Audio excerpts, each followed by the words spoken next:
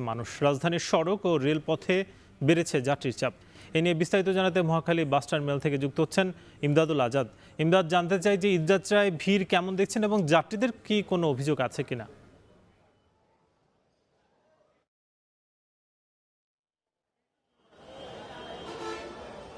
হ্যাঁ সাকিব, আমরা আছি মহাখালী বাস টার্মিনালে। এখানে আমরা দেখছি যাত্রীদের প্রচণ্ড ভিড় আছে, উপচে পড়া ভিড়, এবং প্রচণ্ড গরম এবং ভ্যাপসা আবহাওয়া উপেক্ষা করে যাত্রীরা এখানে অপেক্ষা করছে। তাদের একটাই চাওয়া যেন একটু নির্বিঘ্নে বাড়ি যেতে পারে। তাদের অভিযোগ অবশ্যই আছে।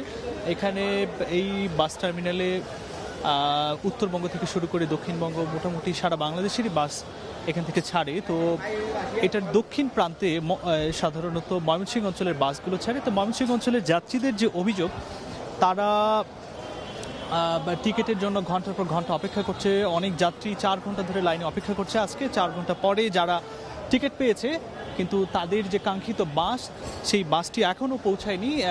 যে বাস মালিক কর্তৃপক্ষ যারা বলছে যে চাহিদার তুলনায় তাদের অতিরিক্ত টিকিট বিক্রি হওয়ার কারণে তারা সেভাবে আসলে যাত্রীদের সেবাটা পর্যাপ্ত দিতে পারছে না। অন্যদিকে এখানে যারা হবিগঞ্জ, সিলেট সহ সিলেট অঞ্চলের যে যাত্রী রয়েছে, তাদের টিকিটের তারা আজকে যারা যে যাত্রীরা আসছে, তারা আজকে টিকিটটা পাচ্ছে না। অন্যদিকে বগুড়া, নওগাঁ, নাটোর এই অঞ্চলের যাত্রীদের অভিযোগ, যারা বগুড়ায় যাবে তাদেরকে টিকিট কাটতে হচ্ছে ওই বাসের শেষ গন্তব্যস্থল অর্থাৎ নওগাঁ বা নাটোরের। বগুড়ার ভাড়া যদি হয় 550-এর মধ্যে, তাদেরকে সেই ভাড়াটা নওগাঁর ভাড়া দিয়ে যেতে হচ্ছে, অর্থাৎ 200 টাকা অন্তত বেশি দিয়ে তাদেরকে ভ্রমণ করতে হচ্ছে। অনেক ক্ষেত্রেই অনেক কাউন্টারই আবার বগুড়া বা নওগাঁর মতো এই জায়গাগুলোরও তাদের আসলে টিকিট পর্যাপ্ত দিতে পারছে না।